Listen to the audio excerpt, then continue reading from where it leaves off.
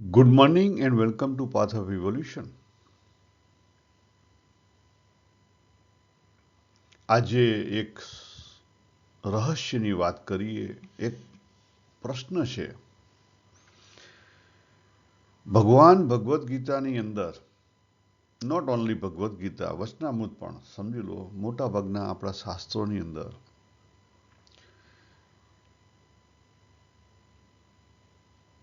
આપણને શીખવવામાં આવે છે કે આપણે પૂર્ણ છીએ.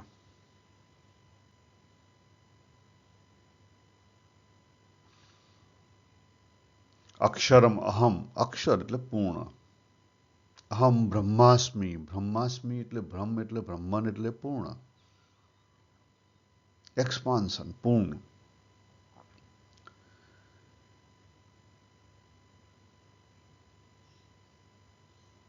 એક બાજુ આપણને શીખવવામાં આવે છે કે આપણે પૂર્ણ છીએ અને બીજી બાજુ આપણો પોતાનો એક્સપિરિયન્સ છે કે આપણે અપૂર્ણ છીએ. બીજી બાજુ આપણો પોતાનો એક્સપિરિયન્સ છે આપણે અપૂર્ણ છીએ. આ જગતનો દરેક વ્યક્તિ તમે લઈ લો તો જે ત્રણ શરીર છે, આપણા ત્રણ શરીર છે, સ્થૂળ શરીર, સૂક્ષ્મ શરીર, કારણ શરીર. બીજા અર્થમાં ગણો તો બહાર જુઓ તો સ્થિતિ પરિસ્થિતિ, બહાર જુઓ તો ક્રિયા પદાર્થ પરિસ્થિતિ સ્થિતિ પરિસ્થિતિ, બરાબર. થોડાક એથી ઉપર આવો તો આપણું પોતાનું દેહ, દેહ ઇન્દ્રિય, અને એથી અંદર જઈએ તો મન બુદ્ધિ. આ દરેક ની અંદર પરિવર્તન દેખાય છે. તમે જો આજે 60 વર્ષ પહેલા બહારની દુનિયાથી જુઓ તો પણ કેટલું બધું પરિવર્તન થયું. આજથી 60 વર્ષ પહેલા એવું કહેવાય કે મોબાઈલ નહોતા, આ ટીવી કદાચ નહોતા અથવા ધીરે ધીરે આવી રહ્યા હતા, બરાબર. તો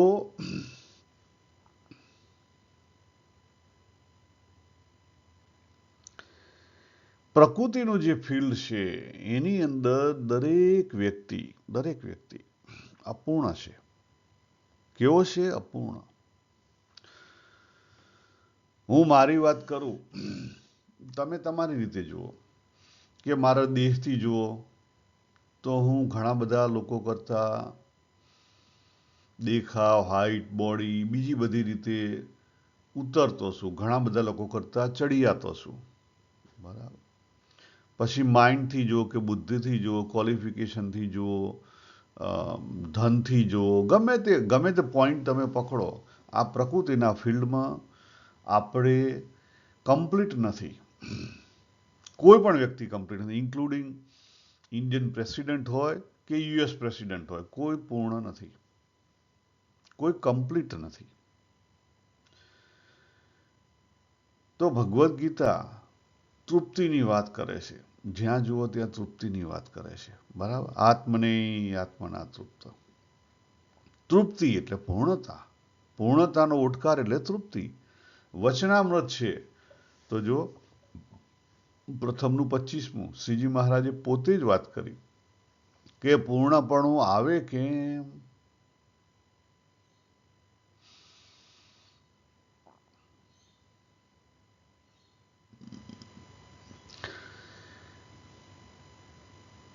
અને બીજી બાજુ જોજો, બીજી બાજુ ત્રણ આયામ છે. આપણે અપૂર્ણતાનું જોયું, આપણે જે કરીએ છીએ, આપણે જે કરી શકીએ છીએ, આપણી જે તાકાત છે, ડુઈંગ, નોઈંગ, બુદ્ધિથી હું જાણી શકું, દેહથી હું કંઈક કરી શકું, ઇન્દ્રિય મન બુદ્ધિ, બધી જગ્યાએ આપણી કેવી છે? અપૂર્ણતા છે. પણ આપણને છે કે મેં કર્યું છે એની અગેન્સ્ટમાં ભગવાન અહીંયા કહે છે, જો આ સ્ક્રીન ઉપર દેખાય 5મા અધ્યાયનો 8મો અને 9મો શ્લોક, બંને શ્લોકની અંદર ભગવાન શું કહે છે કે આ તો થઈ રહ્યું છે, હેપનિંગ. શું થાય છે? હેપનિંગ.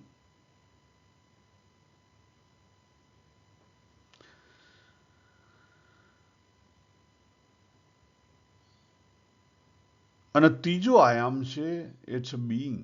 જે જ્ઞાની માણસ જે હેપનિંગ એનો એક્સપિરિયન્સ કરે છે એ જ્ઞાની છે, એટલે બીઈંગ. આપણે 3 લેયર પાડ્યા. સિમ્પલ રીતે ગણીએ તો નોઈંગ, હેપનિંગ અને બીઈંગ.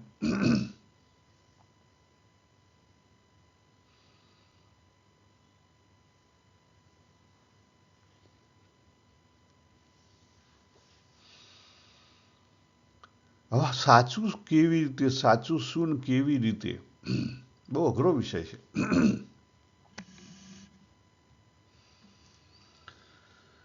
તો પહેલી વસ્તુ કે પ્રકૃતિના ફિલ્ડમાં કદાપી તૃપ્તિ નથી. પ્રકૃતિના ફિલ્ડમાં કદાપી તૃપ્તિ નથી. પ્રશ્ન એ છે કે પ્રકૃતિના ફિલ્ડમાં કદાપી તૃપ્તિ નથી, તો પછી તૃપ્તિ પૂર્ણતા આવે કેમ? અને શા માટે આજે આપણા શાસ્ત્રો, ગીતા, વચનામૃત તૃપ્તિ અને પૂર્ણતા ઉપર ભાર મૂકે છે? જો તૃપ્તિ આવી નહીં શકતી તો પછી આટલો બધો ભાર એના ઉપર શા માટે? તો ગઈ વખતે આપણે થોડુંક પ્રકૃતિને સમજ્યા હતા. આજે આપણે આ સ્લાઇડ લીધી છે, નીચે એક શ્લોક મૂક્યો છે 4થા અધ્યાયનો 36મો શ્લોકમાં. જેના ભગવાન શું કહે છે?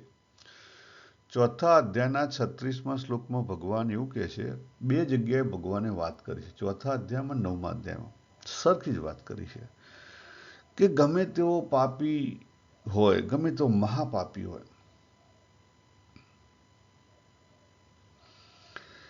એ પણ જો આ વચનામૃત કે ભગવદ્ ગીતાની અંદર જે સારરૂપ વાત કરી છે, જે જ્ઞાનની વાત કરી છે, એ જ્ઞાન, અનુભૂતિનું જ્ઞાન જો એ સાચા અર્થમાં ઉપયોગમાં લે, સાચા અર્થમાં, ખોટા નહીં, સાચા અર્થમાં, તો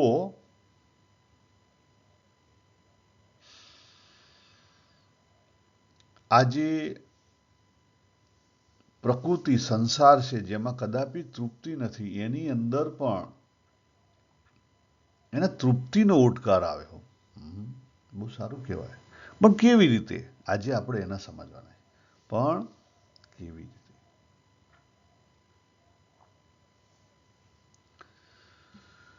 તો એને સમજતા પહેલા થોડીક બેઝ રિયાલિટી આપણે જોઈ લઈએ, કારણ કે એ જોવી બહુ જરૂરી છે.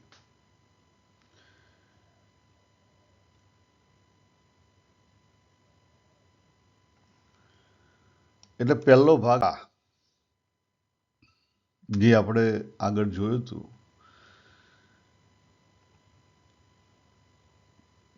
કે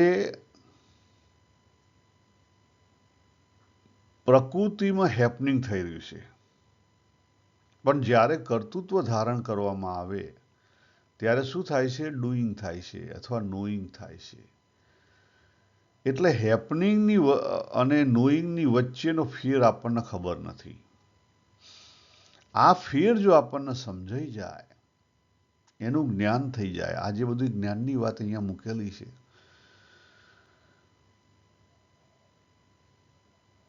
તો પછી આપણો કંઈક ઉકેલ આવે.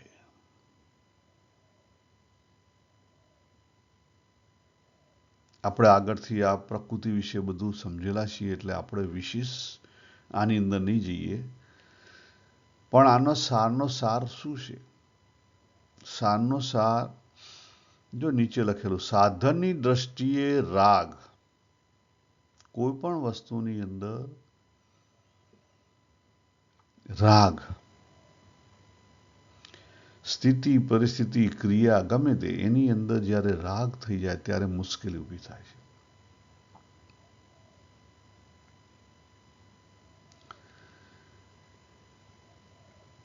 આપણે જે ડુઈંગ કરીએ છીએ versus happening versus being. Doing અથવા નોઈંગ છે એ આપણો પોતાનો પ્રકૃતિનો ભાવ છે, આપણું પોતાનું અસ્તિત્વ છે. હેપનિંગ છે સમષ્ટિનો ભાવ છે, અને બીઈંગ છે એ પરમાત્માનો ભાવ છે. નોઈંગ એ આપણો પ્રકૃતિનો ભાવ છે, હેપનિંગ એ સમષ્ટિ પ્રકૃતિનો ભાવ છે, અને જે બીઈંગ છે એ પરમાત્મા ભાવ છે, મૂળ આધાર.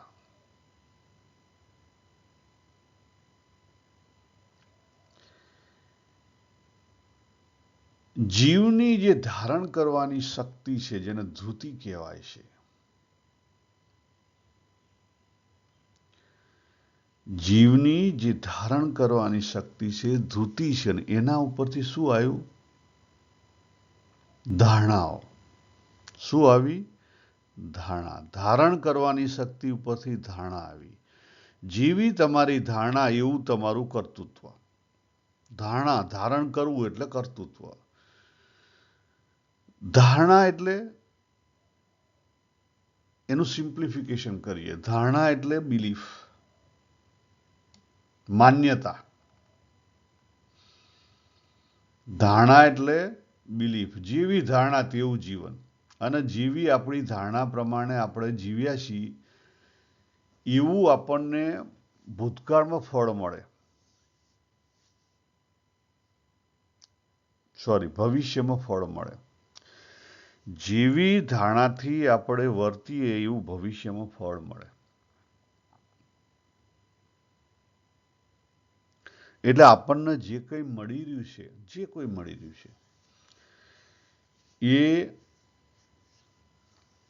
આપણી પોતાની માંગ મળી રહેલી છે, આપણે પોતે માંગેલું છે.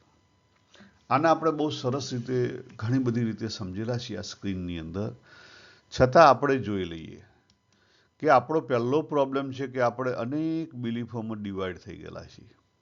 આ ધારણા.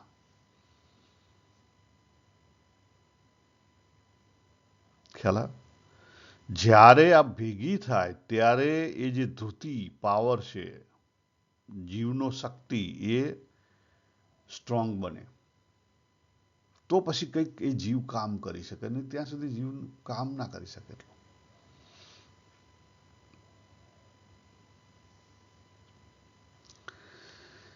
એટલે આ જે ધારણ કરવાની શક્તિ છે, કર્તૃત્વ, એમાં થોડુંક ડીપર જઈએ તો સ્વભાવ. સ્વ એટલે કોનો ભાવ? તો સ્વ એટલે આખાનો ભાવ. સ્વ એટલે આખાનો ભાવ. પણ એની અંદર જે આ એક નંબર આપણે લઈને આવ્યા, બરાબર, અથવા જે જીવ દેખાય છે, જે કોઈ જીવ આવ્યો એનો પોતાનો પાછો સ્વભાવ છે.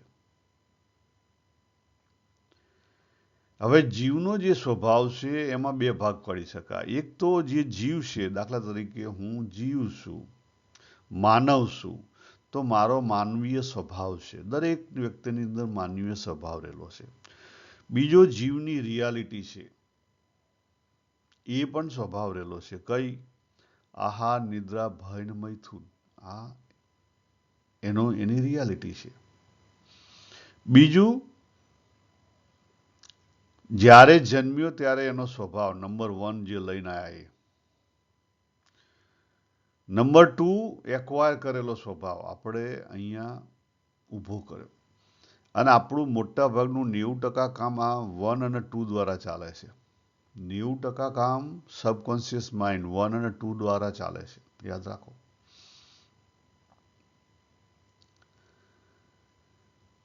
એટલે કોઈ પણ ક્ષણે તમે જેવા જાગો એવા કોઈ પણ ક્ષણે સ્થિતિ પરિસ્થિતિમાં જે એક્સપ્રેશન થાય છે એ આપણું નોઈંગનું એક્સપ્રેશન થાય છે. કોઈ પણ સ્થિતિ પરિસ્થિતિનું જે કોઈ એક્સપ્રેશન છે એ કોનું છે? આપણા નોઈંગનું છે, આપણી બિલીફનું છે.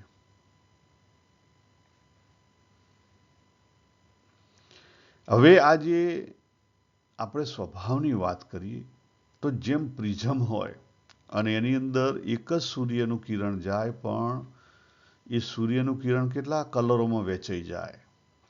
એ જ રીતે આપણો જે ઓરિજિનલ સ્વભાવ છે, ઓરિજિનલ સ્વભાવ જે છે એ અનેકતામાં વહેંચાઈ ગયો, અંદર થઈ અને બહાર નીકળે. અંદર થઈને જ્યારે બહાર નીકળે ત્યારે જેવી સ્થિતિ પરિસ્થિતિ હોય, જેવો રસ રુચિનો અંગ હોય, જેવી પર્સનાલિટી હોય તેવી ચેષ્ટા થાય. દરેક વ્યક્તિ યુનિક છે, એની ચેષ્ટા અલગ અલગ છે. એટલે પહેલી વાત કરીએ જીવનને જોવાનો દ્રષ્ટિકોણ. આપણે શું વાત કરી રહ્યા છીએ કે ભગવાને જે વાત કરી તૃપ્તિ કેવી રીતે આવે, તો પહેલો ભાગ છે જીવનને જોવાનો દ્રષ્ટિકોણ.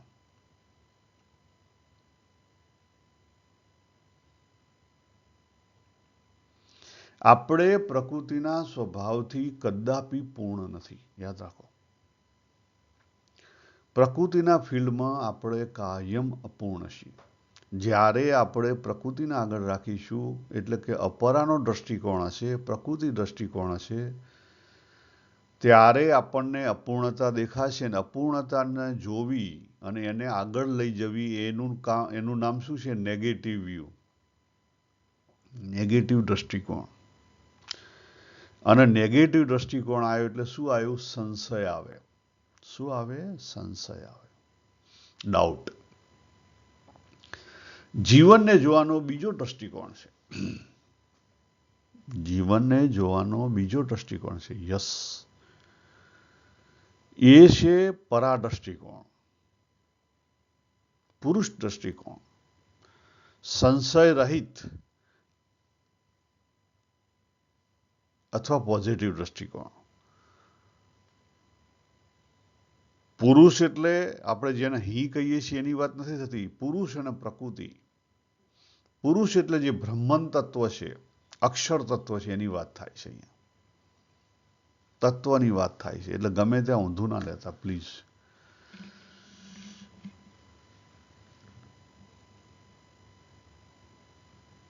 આપણને જે કંઈ વસ્તુ ભગવાને આપી છે સમાજની અંદર, ભલે આપણને અપૂર્ણતાનો અનુભવ થાય, પણ એ અપૂર્ણતાના અનુભવની અંદર પણ જો તમે ડોક્યું કરો ને તો એ સારા માટે આપેલી છે.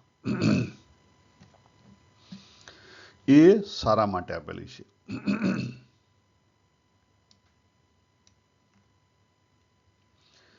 અહીંયા આપણે સાથે લઈએ કે જે કોઈ જ્ઞાની માણસ છે, જે જ્ઞાની માણસ છે, એ શું કરે છે અને આપણે શું કરીએ છીએ એટલો ફેર છે. જ્ઞાની માણસ હેપનિંગમાં છે, આપણે નોઈંગમાં છીએ, આટલો ફેર છે.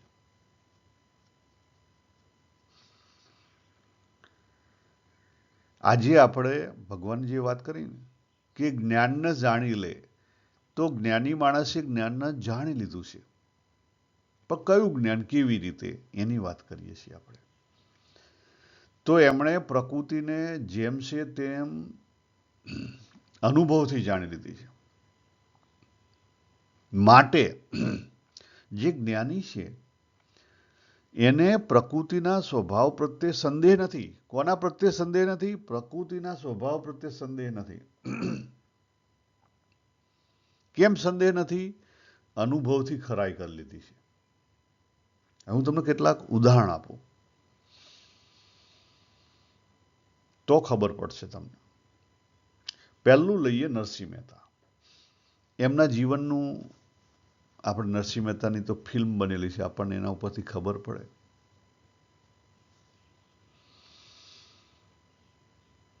કે એમના એમનો દ્રષ્ટિકોણ કેવો હતો? જો પત્ની ધામમાં ગયા તો જેવી ભગવાનની મરજી, બરાબર. પણ પુરુષ પ્રયત્ન ના કર્યા? પ્રયત્ન તો બધા જ કર્યા. જો એ પ્રયત્નથી ભાગ્યા નથી. નરસિંહ મહેતા સંસારથી ભાગ્યા છે, સંસારથી ભાગ્યા નથી, પ્રયત્નથી ભાગ્યા નથી. ઉંમર થઈ, લગ્ન કર્યા. લગ્ન કર્યા તો છોકરાય થયા, બરાબર. ઘરનું પૂરું કરતા હતા. પ્રયત્નથી ભાગવાની જરૂર નથી. પ્રયત્નથી ભાગશો નહીં. પ્રયત્નથી ભાગશો તો કદાપી તમને સફળતા નહીં મળે. જ્યાં છો ત્યાંથી ભાગશો નહીં. ભગવાને જ્યાં રાખ્યા છે ને તે આપણને પરફેક્ટ રાખેલા છે. ખાલી જે અનુભવ થાય છે એ આપણા સારા માટે છે. અભી હાલ આપણે જોયું, જેવી આપણી ધારણા હતી એવું આપણને અત્યારે ફળ મળી રહ્યું છે. ભૂતકાળમાં જેવી ધારણા હતી એવું અત્યારે વર્તમાનમાં ફળ મળી રહ્યું છે. યાદ રાખો. એટલે જે કોઈ પરિસ્થિતિ સ્થિતિ તમારી સામે આવે છે ને એ આપણા સારા માટે આવે છે. 100% સારા માટે આવે છે. અને એની અંદરથી જો સમત્વ આવી જાય, સ્વભાવ તો રેલા છે પણ સંદેહ વગર તમે એને જોઈ શકો. આજે આપણે પોઝિટિવ દ્રષ્ટિકોણ સમજવાનો છે. સાધકને પહેલી શરૂઆત પોઝિટિવ દ્રષ્ટિકોણથી કરવી પડે. પોઝિટિવ દ્રષ્ટિકોણથી કરવી પડે. અને બીજી વસ્તુ કઈ, આજે પ્રકૃતિના આપણને જે અનુભૂતિ થાય છે એની ખરાઈ કરી લેવી પડે. એ જ રીતે સ્વામિનારાયણ સંપ્રદાયની અંદર પર્વતભાઈ મોટા હરિભક્ત થઈ ગયા. એમનો દીકરો ધામમાં ગયો. જો એ આખો પ્રસંગ છે. બીજા એક હરિભક્ત થઈ ગયેલા, એમનો દીકરો પણ ધામમાં ગયેલો. ખ્યાલ? એટલે આ બધા જે મોટા મોટા સંત મહાત્માઓના જીવન ચરિત્રો છે એ શા માટે છે? આપણને સમજાવવા માટે, પણ આપણે સમજવા તૈયાર નથી. રમણ મહર્ષિ જુઓ કે રામકૃષ્ણ પરમહંસ જુઓ, એમના શરીરમાં કેન્સરનો રોગ થયો.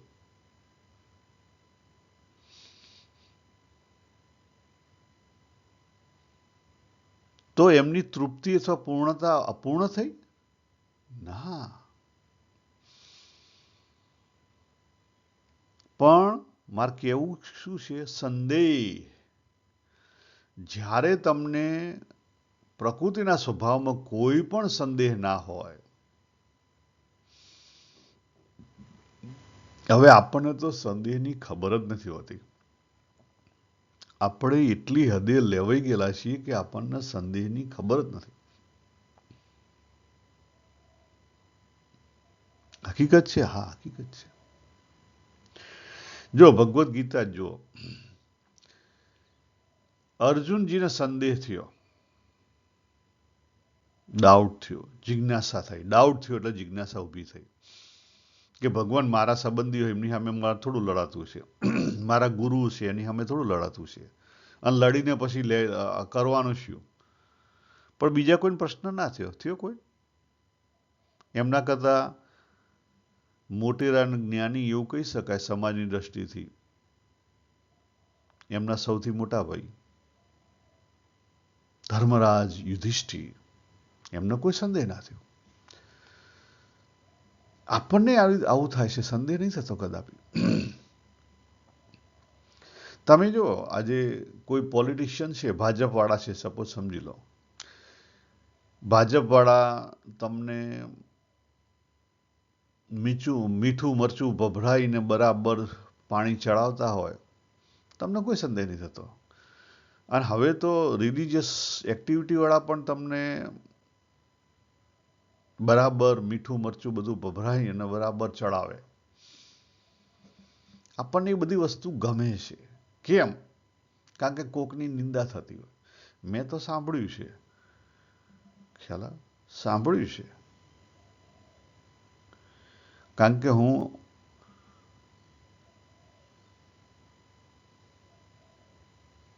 સ્વામી વિવેકાનંદના અદ્વૈત વેદાંતમાં પણ ગયેલો છું અને ઇસ્કોનના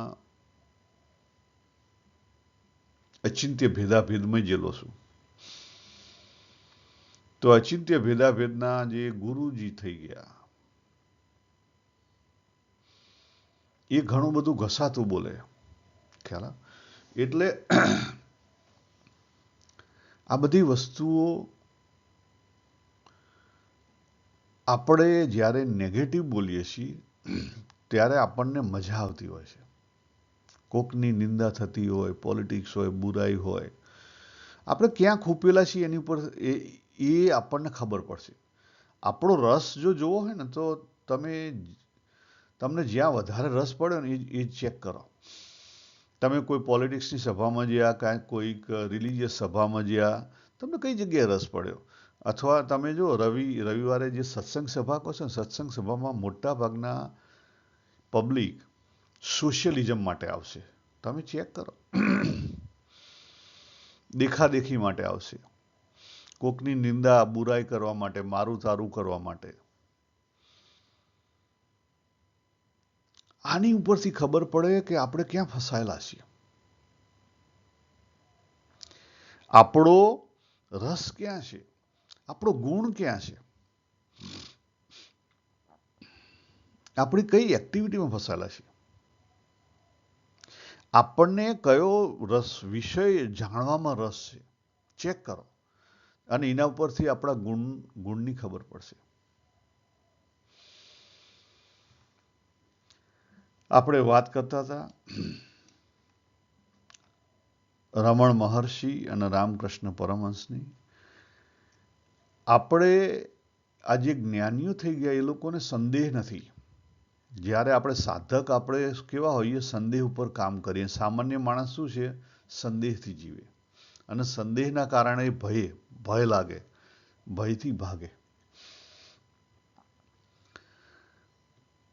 પ્રયત્નથી ભાગશો, પરિસ્થિતિથી ભાગશો તો તમારા હાથમાં કંઈ નહીં આવે. પહેલી વસ્તુ, પોઝિટિવ દ્રષ્ટિકોણ રાખો. બીજી વસ્તુ, પ્રકૃતિને પ્રકૃતિ તરીકે જાણો તો સંદેહ મટશે, સંદેહને રાખો. ત્રીજી વસ્તુ, જે કોઈ પરિસ્થિતિ તમારી સામે આવે એનાથી ભાગશો નહીં. જે પરિસ્થિતિ છે એને 100% જેમ છે તેમ સ્વીકારો. અને ચોથી વસ્તુ, ફૂલ પ્રયત્ન કરો. તમારો જે છે એ ફૂલ એફર્ટ આપો, પણ ફળની ઈચ્છા ન રાખો. જે છે મળ્યું છે એના માટે આભાર માનો. મનાય છે? ના, ઓછું પડે છે. જો જ્યારે માણસ ખૂપેલો હોય, હું તમને કહું, અહીંયા આ જે સ્ક્રીન છે આપણો, એની અંદર આ ચોથું લેવલ છે, ઓબ્જેક્ટ લેવલ. અહીંયા આપણે સમજી લે આ જે રેડ માણસ છે એ લોભી માણસ છે, પૈસામાં ખૂપાયેલો છે. હવે એક લોભી માણસ છે એ લાખોમાં ખૂપાયેલો છે, અને બીજો લોભી માણસ છે કરોડોમાં ખૂપાયેલો છે. પણ બંનેની પીડા કેવી છે? સરખી જ છે. લોભ એ અગત્યની વસ્તુ છે. કેટલાનો લોભ છે એ નથી અગત્યની વસ્તુ. 10 રૂપિયાનો લોભ હોય, 1 લાખનો હોય કે 1 કરોડનો હોય, લોભી એ લોભી છે. આ ચેક કરવાનું આપણે જાતે, કે હું ક્યાં ખૂપાયેલો છું, મારું એન્કર ક્યાં છે.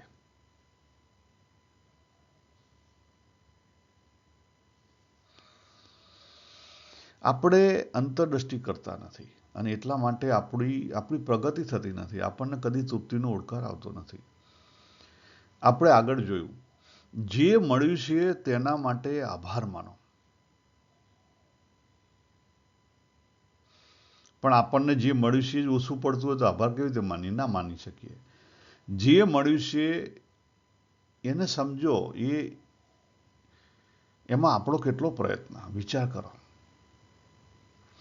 બહુ સરસ નિષ્કુળાનંદ સ્વામીનું એક ભજન છે, આજ આનંદ મારા ઉરમાં. બરાબર. એની અંદર પછી આગળ વાત કરે છે કે આગળ ઘણા બધા સંતો મહાત્માઓ થઈ ગયા, એમના શરીરે ઘણા બધા દુઃખ પડ્યા, ઘણું કરવા છતાં એમને જે વસ્તુ નહીં મળી એ આપણને ઓછું કરવાથી મળી. વિચાર કરો, જો આ તમે વિચાર કરશો ને તો આપણા ઉપર પણ લાગુ પડે છે. દાખલા તરીકે તમને જે ક્વોલિફિકેશન મળી, અથવા આજે દાખલા તરીકે તમને જે ઘર મળ્યું, જે ફેસિલિટી મળી, જે બીજી બધી વસ્તુઓ મળી છે, જે કંઈ મળી છે, તમને સારું શરીર મળ્યું છે, ઇવન એમાં તમારું શું યોગદાન કહેજો? તમે કદી આભાર માન્યો? કદી ભગવાનનો આભાર માન્યો? આપણે કાયમ રોતા ને રોતા રહીએ છીએ, અધૂરા. જો તમને જ્યારે નેગેટિવ દ્રષ્ટિકોણ પર આવો ને ત્યારે આપણે અપૂર્ણતા દેખાય ને અપૂર્ણતા દેખાય એ અપૂર્ણતા બતાવી અને લોકો આપણને ભય ઊભો કરે છે. રાજકારણી તો બતાવે છે, પણ રિલિજિયસ વાળા એ જ બતાવે છે અને આપણને ભય ઊભો કરે અને પછી કે અમે તમને મરી ગયા પછી અક્ષરધામ બતાવે ને વૈકુંઠ બતાવે ને ગોલોક બતાવે ને સ્વર્ગ બતાવે અને અને એમના આશ્રમો ભરે.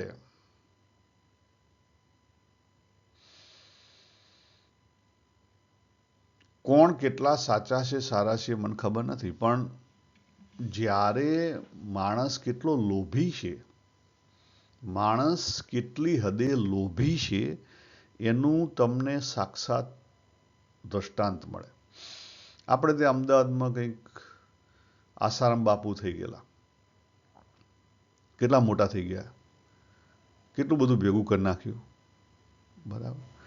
એ જ રીતે દાખલા તરીકે અત્યારે તમે દરેકની અંદર જુઓ, એક નહીં દરેકની અંદર આપણે એટલા બધા ઇન્ડિયન પબ્લિક તો એટલી બધી લોભી છીએ કે આપણે જે થોડીક ખબર પડે ને એટલે એને આપણે કાયમ વટાવવાનો પ્રયત્ન કરીએ, એને કાયમ આપણે વટાવવાનો પ્રયત્ન કરીએ. આપણે કારણ કે પહેલેથી નાનપણથી શીખેલા છીએ કે ભગવાન હું તને ₹1 નાળિયેર ચડાવીશ ને મને 1000નો ફાયદો કરા. આપણે શીખેલા જ છીએ ₹1 નાળિયેર ચડાવીશ ને 1000નો ફાયદો કર. આપણે જે કોઈ સંસ્થામાં જઈએ ને એમાં પણ એ ઈચ્છાથી જ જઈએ છીએ. દાખલા તરીકે તમે સ્વામિનારાયણ જતા હો, ઇસ્કોનમાં જતા હો કે પછી બ્રહ્માકુમારીમાં જતા હો કે સદગુરુમાં જતા હો કે શ્રી પેલા રવિશંકર છે એમાં જતા હો. આજે જો સદગુરુ છે કે રવિશંકર છે એ તો એમની લાઈફમાં જ મારા ખ્યાલથી આટલા બધા રૂપિયાવાળા થઈ ગયા. કેવી રીતે થઈ ગયા? કારણ કે તમારે કંઈક જોઈએ છે એટલે તમે કંઈક આપવા તૈયાર છો. એમણે તમને કંઈક ભય બતાવ્યા, એ જ થયું ને, વસ્તુ એ જ થઈ.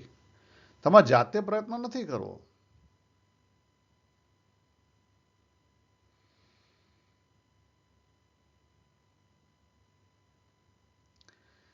ભગવાન સ્વામિનારાયણે પ્રથમના 25માં વાત કરી, જ્યારે આત્માનું જ્ઞાન ના થાય ને ભગવાનના મહિમાનું જ્ઞાન ના થાય ત્યાં સુધી પૂર્ણતા ના આવે. સિમ્પલ વસ્તુ છે. તો બીજો વ્યક્તિ તમને આત્માનું જ્ઞાન કરાવી શકે? ના, કોઈ ના કરાવી શકે. વ્યક્તિ તમને દિશા બતાવી શકે, અને દિશા કોણ બતાવી શકે? ગમે તે વ્યક્તિ. જેવી આપણી જરૂરિયાતને જે વ્યક્તિ, ભગવાને દરેક વ્યક્તિને મૂકેલા છે. તમારી દિશા બતાવનાર કોક હશે.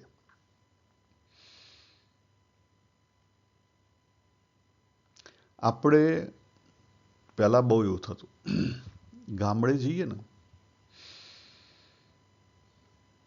તો આપણને એ વખતે આ ગૂગલ ને એવું બધું નહોતું, એટલે ગામડે વ્હીકલ લઈને ગયા હો તમે, પેલું એ વખતે જે બાઇક આવતું જૂનું એ લઈને ગયા. હવે તમને ખબર ના હોય, ત્યાં જ્યાં બે રસ્તા પડે તો ચાલતા જતા હોય, જ્યાં બે રસ્તા પડે ત્યાં પૂછવું પડે કે ભાઈ મારે આ ગામ જવું છે, એ કયો રસ્તો પકડવું? નેરિયા જેવું જ હોય બધું. જો ઊંધા રસ્તે પહોંચી જાઓ તો મુશ્કેલી થાય. હવે તમે જે વ્યક્તિને પૂછ્યું એની ઉપર પહેલી વસ્તુ તમે ભરોસો રાખો, કારણ કે એ ગામનો છે એટલે ખબર હોય. અને બીજી વસ્તુ, કદી તમે એવું ના જાણો કે આ વ્યક્તિ કોણ છે. કોઈ તમે જાણતા એને પૂછો, જાણતા હોય કોઈ જાણતા તો હો નહીં. અને આ રીતે ચાલતું. આપણને એમાં કોઈ સંદેહ નહોતો, પહોંચી જતા ને. મારે કહેવાનું શું છે? દિશા બતાવનાર તમને મળી રહેશે.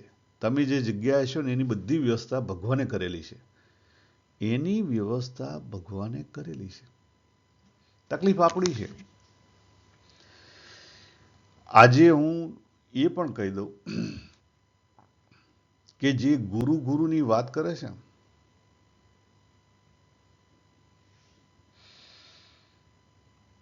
અથવા જે કંઈ ગુરુની અહીંયા બધી વસ્તુ વાત લખવામાં આવેલી છે, અહીંયા ઇન્ક્લુડિંગ ભગવદ્ ગીતાની અંદર પણ 4થા અધ્યાયની અંદર સદગુરુ શાસ્ત્ર અને કર્મકાંડ 3 લેયર બતાવેલા છે. એ વસ્તુ તમને મળે પણ જો પોતાની અંદર દીવડો ના પ્રગટે તો નકામું. પહેલી વસ્તુ સમજી લો, પોતાની અંદર દીવડો ના પ્રગટ્યો તો ગયા. એનો અર્થ શું થયો કે ગુરુ તમારા માટે ખાલી દિશા બતાવી શકે. ગુરુ શોધવાનો પ્રયત્ન નહીં કરો. ગુરુ તમને રસ્તામાંથી ક્યાંક મળી જ જશે, અને મળ્યા હશે, તમને ખબર નહીં હોય.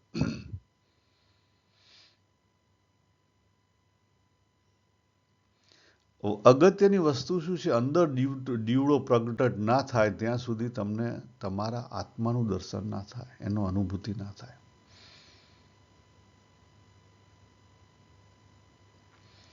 એથી વિશેષ તમને થોડીક વાત કરી દઉં. આસક્તિ, મોહ, પ્રેમ, ચાહ, આખી દુનિયા એની ઉપર ટકેલી છે. આપણે જોયેલું છે. અહીંયા આપણે ઘણી બધી વાર લીધેલું છે. આ દેખાય ને, આખો મોહ અને આખો પ્રેમ. પ્રેમ ગણો, ચાહ ગણો, મોહ ગણો, આસક્તિ ગણો, જે ગણો એ. આસક્તિ હોય, મોહ હોય, પ્રેમ હોય કે ચાહ હોય, એમાં બીજાનું અસ્તિત્વ છે કે નહીં? તમને સ્વર્ગ માટે આસક્તિ હોય, ગોલોક માટે હોય, અક્ષરધામ માટે હોય, ગુરુ માટે હોય કે પરમાત્મા માટે હોય, જ્યાં સુધી બેનું અસ્તિત્વ છે ત્યાં સુધી તમે અધૂરા છો, અધૂરા છો, અધૂરા છો.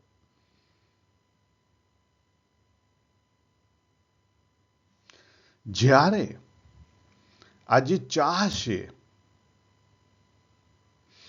દાખલા તરીકે મને મારા ગુરુ માટે ચાહ હોય અથવા પ્રેમ હોય, તો એ જે પ્રેમી અને પ્રેયસી બે ટળી જાય. જો મીરા છે, મીરાના જીવનમાં દેખાય એવું કે ભગવાન માટે એને પ્રેમ હતો, પણ મીરા પોતે ટળી ગઈ હતી, તો ભગવાન પણ ટળી ગયા. તો કોણ રહ્યું? માત્ર પ્રેમનું એક્સપ્રેશન હતું. આ આપણે સમજી નથી શકતા. આપણા પ્રેમમાં અને મીરા અથવા ચૈતન્ય મહાપ્રભુના પ્રેમમાં, એક્સપ્રેશનમાં આસમાન જમીનનો ફરક છે. આપણો પ્રેમ પ્રેમી પ્રેયસીનો પ્રેમ છે, અને એ પણ પાછો કેવો? અધૂરો. કારણ કે આપણને કંઈક જોઈએ છે, એના માટેનો પ્રેમ છે. યાદ રાખો, આપણે કેવા છીએ? લુચ્ચા છીએ. મને ગોલોક જોઈએ છે, મને અક્ષરધામ જોઈએ છે, મને સ્વર્ગ જોઈએ છે, મને સારું શરીર જોઈએ છે, મારા છોકરાનું આટલું થાય, સારું થાય, એના માટેના બધા દાખલા છે.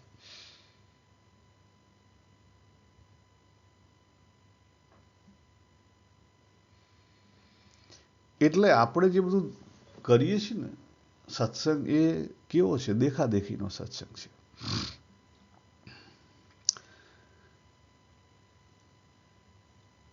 આપણે પહોંચ્યા હતા નિષ્કુળાનંદ સ્વામીનું, બરાબર?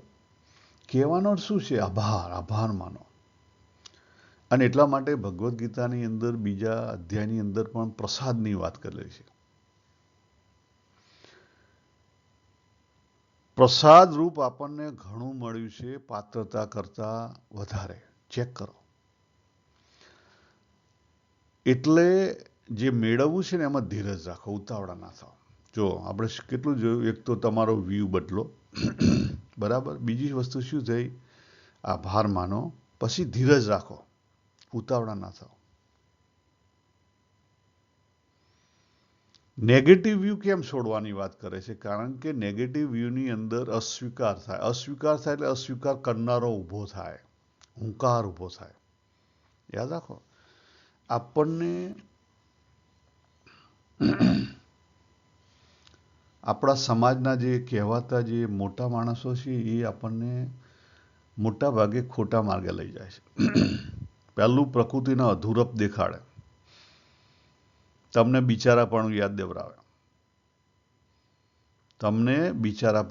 દેવડાવે, પછી બીજી વસ્તુ તમને નેગેટિવ વ્યૂ ઊભો કરાવે. તમે ગમે ત્યાં જુઓ તમને નેગેટિવ વ્યૂ પહેલો ઊભો કરાવશે. જો તમે ભાજપમાં જશો નેગેટિવ વ્યૂ પહેલો ઊભો કરાવશે. તમે હિન્દુની સભામાં જશો નેગેટિવ વ્યૂ પહેલો ઊભો કરવામાં આવશે. નેગેટિવ વ્યૂના કારણે તમારો હુંકાર ઊભો થાય. હુંકાર ઊભો થાય એટલે દરેક વ્યક્તિને ગમે. પણ મૂર્ખો છે જે હુંકાર ઊભો થાય છે એ મોટી વાત ભૂલી જાય છે કે આખી ભગવદ્ ગીતા, આખા આપણા શાસ્ત્રો હુંકારને કાઢવાની વાત કરે છે અને આપણે અહીંયા હુંકાર ધારણ કરીએ છીએ. વાય? કોઈ સમજવા જ પ્રયત્ન નથી કરતું. અને હુંકારના બધા પ્રદર્શનો થાય છે. ચેક તો કરો, તમે કરો છો શું? બરાબર છે, શરૂઆતમાં કદાચ આપણે જે વાત કરી હતી કે સ્ટેપ 1ની સાધના માટે બરાબર છે કે હુંકાર થોડો ઘણો ધારણ કરવો પડે, સારી બાબત છે. પણ પછી સ્ટેપ 2ની અંદર એ હુંકાર છોડી દેવાનો છે, પણ આપણે તો એને પકડી રાખીએ છીએ એટલે તૂટી જઈએ છીએ. દરેક જગ્યાએ જુઓ નકરી હુંકારની જ વાતો થાય છે. આટલા ઉપવાસ કરો ને આ કરો ને પેલું કરો ને પદયાત્રા કરો ને. વાય?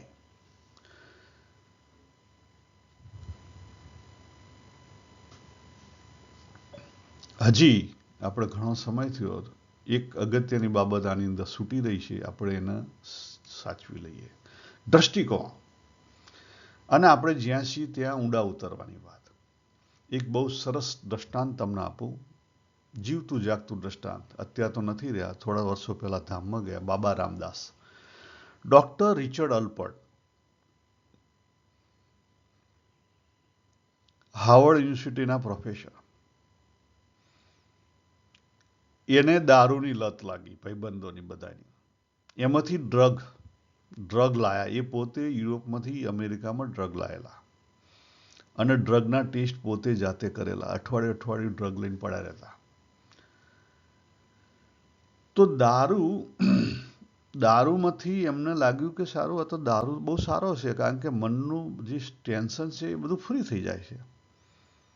તો ડ્રગ લેવા માંડ્યા. તો કે ડ્રગ તો, દારૂ તો કદાચ 6 કલાક કે 12 કલાક ચાલે છે, પણ ડ્રગ તો અઠવાડિયું ચાલે છે. Good thing. પણ ગુડ થિંગ કરતાં એમને એમાંથી વિચાર આવ્યો. જો આ પોઝિટિવ દ્રષ્ટિકોણ એમને કેવો લીધો, એમાંથી વિચાર આવ્યો છે. જાતે ચિંતન કર્યું કે સારું આવું એવું કોઈ ડ્રગ હોદીએ કે પછી એને લેવું ના પડે ને આખી જીવન કાંટો રહી જાય એનો. અને પછી એ એવા ગુરુ શોધવા માટે નીકળી ગયા અને બાબા નીલકરોલી બાબા એમને મળી ગયા. ખ્યાલ? અને એમનું જીવન આખું બદલાઈ ગયું. એટલે મારે કહેવાનો શું છે કે તમે ગમે એટલા પામર માણસો, આપણે સાચા અર્થમાં સમજ્યા નથી. સાચા અર્થમાં જો ઊંડાણમાં સમજીએ ને તો આપણી મુશ્કેલીનો ઉકેલ આવી જાય એવું છે. પણ આપણે ઊંધું કરીએ છીએ. આપણે ઊંધું શું કરીએ છીએ?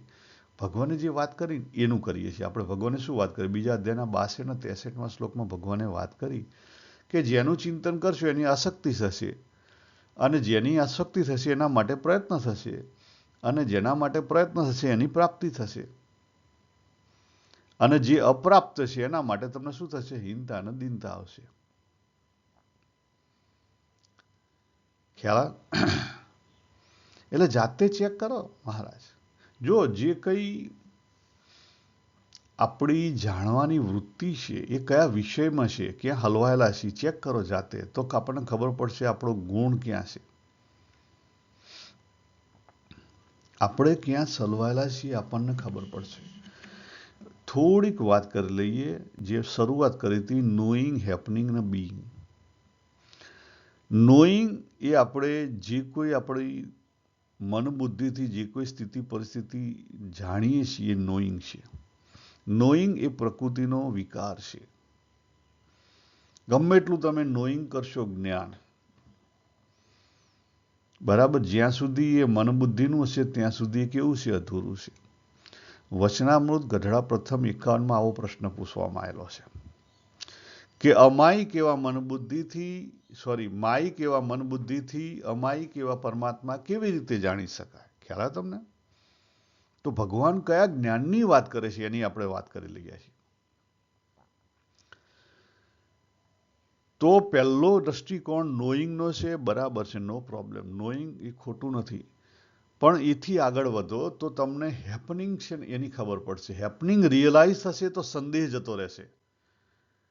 નવું કંઈ કરવાનું, કશું નવું કરવાનું નથી. આપણું જીવન ચાલે છે એમ જ ચાલશે. ખાલી આપણા ભૂતકાળ ઉપર થોડી દ્રષ્ટિ કરો, આપણને ખબર પડશે કે આ હેપનિંગ હતું. અને હેપનિંગ આવશે ને જાતે અનુભવની ખરાઈ હશે તો સંદેહ જતો રહેશે. અને એકવાર સંદેહ તૂટ્યા, સંદેહ ગયા, પછી જે પાછળ પરમાત્મા તત્વ છે, બીઈંગ, એની ખબર પડશે. એ પહેલા બીઈંગ તો ખાલી શબ્દમાં રહેશે. થોડુંક કદાચ તમને સમજવામાં કાઠું પડે, પણ ઈજી વસ્તુ છે કે પ્રકૃતિના ફિલ્ડમાં કદાપી તૃપ્તિ નથી. અને એ તૃપ્તિ મેળવવા માટે શું કરવું પડે? તો પહેલી વસ્તુ કે પ્રકૃતિના સ્વભાવ પ્રત્યે સંદેહ ટળે એની વાત કરવી પડે. તો પ્રકૃતિનો સ્વભાવ જાણવો પડે. પ્રકૃતિનો સ્વભાવ કેવી રીતે જાણી શકાય? તો આપણા પોતાના જ અનુભવની ખરાઈ કરી લેવી પડે. અને પછી ધીરે ધીરે ધીરે ધીરે ધીરે આગળ વધો. આપણી બિલીફો ઉપર કામ કરો, બિલીફોને કાપો, તોડો. જ્યાં સુધી બિલીફો તૂટશે નહીં. જો ભગવાને વાત કરી, શની વાત કરી છે? અવ્યભિચારીની ભક્તિ. ભગવદ્ ગીતામાં છે, વચનામૃતમાં છે. આ અવ્યભિચારીણી ભક્તિનો અર્થ શું થયો? કે આપણી જે કોઈ ધારણા છે, ધારણ કરવાની શક્તિ છે, બિલીફ છે,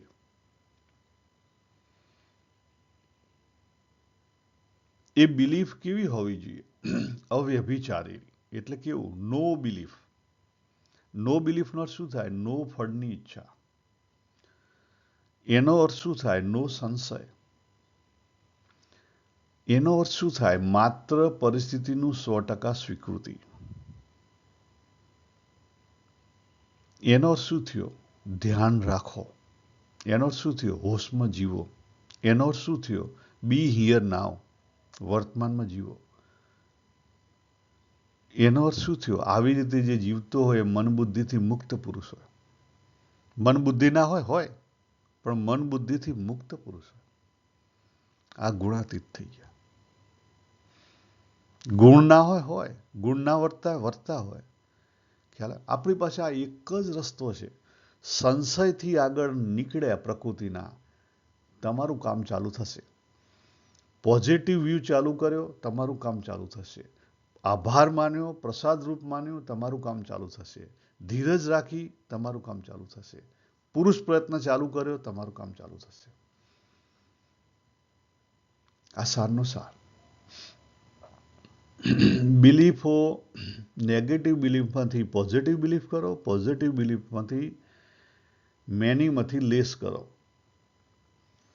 બરાબર? બિલીફોમાં આ પ્રમાણે આગળ વધો. નવી બાંધશો નહીં.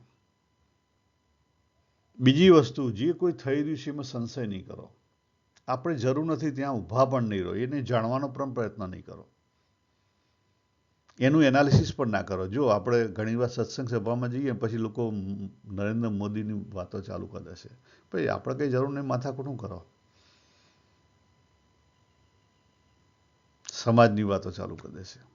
પણ આપણે જરૂર નથી એવું કરો. કહેવાનું શું છે કે આપણે ક્યાં ખૂપાયેલા છીએ? આપણને રસ ત્યાં છે.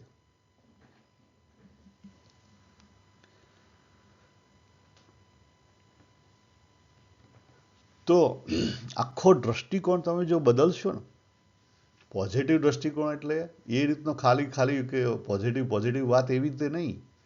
પોઝિટિવ દ્રષ્ટિકોણ એટલે બિલીફો ઘટાડો, ફળની ઈચ્છા ન રાખો, પુરુષ પ્રયત્ન પૂરતો કરો, સંશય ન રાખો, પરિસ્થિતિનું 100% સ્વીકૃતિ કરો, હોશમાં જીવો, ધ્યાન રાખો, વર્તમાનમાં રહો. આ પોઝિટિવ એટીટ્યુડ. તો પછી ધીરે ધીરે અવ્યભિચારીણી ભક્તિ આવશે. આ સારનો સાર. તો આપણે અહીંયા પૂરું કરીએ. સર્વેને જય શ્રી કૃષ્ણ. હરિઓમ તત્સત. હરિઓમ.